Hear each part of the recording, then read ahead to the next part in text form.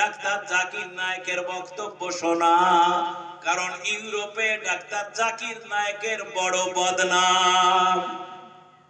লোকেরা বলে লোকটা খারাপ, সেজন্য মেসি বলল অর্গানাইজারদেরকে আমার ডাক্তার জাকির নায়েকের প্রোগ্রাম দেখাও। যারা বলে নারে তাকবীর।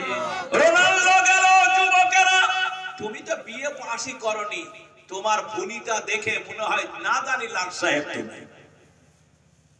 শুধু মণ্ডলী আপনি মনে রাখবেন, আপনাকে বুঝায়, তিনি বক্তৃতা শুরু করেছেন, একজন খ্রিস্টান মেয়ে আমেরিকা থেকে রেডি হয়ে এসেছে ডাক্তার জাকির নায়েককে অপমান করার জন্য। তিনি বললেন ডাক্তার জাকির নায়েককে যে আপনি যা বক্তৃতা করেন সব মিথ্যা বক্তৃতা করে। স্টেজই বলে দিলেন আপনার সব বক্তৃতা ভুল।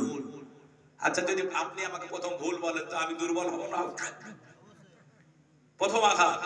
ডাক্তার জাকির নায়েক বলেন কি ভুল বলি? বলে আপনি বাইবেলের ভুল ব্যাখ্যা করেন। আপনি বলেন বাইবেলে নাকি লেখা নাই যিশু আল্লাহর পুত্র, অথচ বাইবেলে লেখা আছে যিশু আল্লাহর পুত্র, আপনি মিথ্যা বলেন। ডাক্তার জাকির নায়েক বলেন আপনি যিশু বলেছেন আমি আল্লাহর পুত্র, বাইবেল থেকে একটা বাক্য বলেন। মেয়েটা তর্ক লাগালো, বলে যদি বলতে পারি আপনি কি করবেন? হাজারো লোকের ভিড়ে ডাক্তার জাকির নায়েক বললেন এই মঞ্চে আমি ইসলাম ত্যাগ করে খ্রিস্টান ধর্ম গ্রহণ করব। আধা ঘন্টা ঝগড়া, কতখানি জোরে বলেন? আধা ঘন্টা ঝগড়া, কোনো লাভ হলো না। মেয়েটা বসে গেল, মেয়েটা চলে গেল, ফাইসালা কিছু হলো না।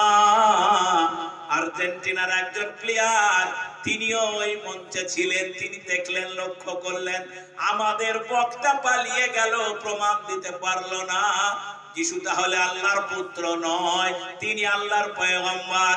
সঙ্গে সঙ্গে ডাক্তার জাকির নায়েকের কাছে গিয়ে বলল দাদা গো কোনদিন দেখিনি, আমার বক্তা হেরে গেল, অতএব আমি আর খ্রিস্টান থাকবো না, আমি সিদ্ধান্ত নিলাম এই মুহূর্তে ইসলাম কবুল করে মুসলমান হইব, আপনি দয়া করে আমার কালেমা পড়া।